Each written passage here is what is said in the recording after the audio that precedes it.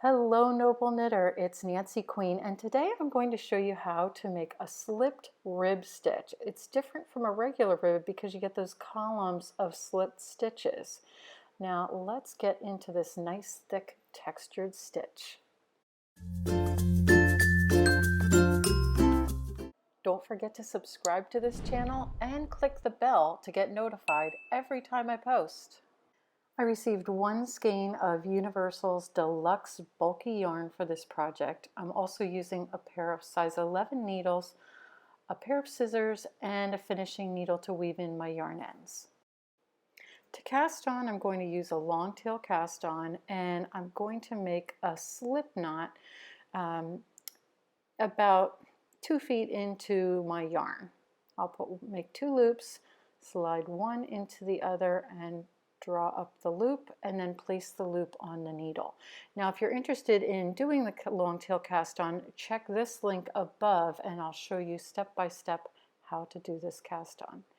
And for this project I'm going to cast on 19 stitches total, including the slip knot. And just take your time and make sure you have 19 stitches, and then we'll move on to our row 1.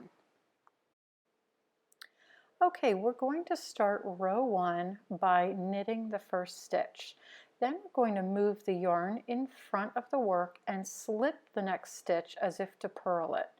That's called purlwise. Then we'll knit the next stitch, and you're just going to keep alternating this knit one, bring the yarn forward, slip one, bring the yarn to the back, knit one, bring yarn forward, slip one, all the way across the row until you get to the last stitch, and you'll just knit the last stitch. So that's row 1, and now we're ready to move on to row 2. Row 2 is very easy. You are just going to purl all of the stitches across the row, and that is all it is to create this slipped rib. Just repeat rows 1 and 2 all the way across. Now let's go look at it in text. If you'd like to knit this project as a shawl, a baby blanket, anything you can think of, you're just going to cast on an odd number of stitches. And I've written out all the instructions as well as provided the glossary down at the bottom. I create a new stitch pattern every Sunday, so be sure you're subscribed to the channel and click the bell to get notified every time I post. To see another stitch pattern, check this video in the top left, and below it you'll see what YouTube recommends you watch next. I'll see you in the next video.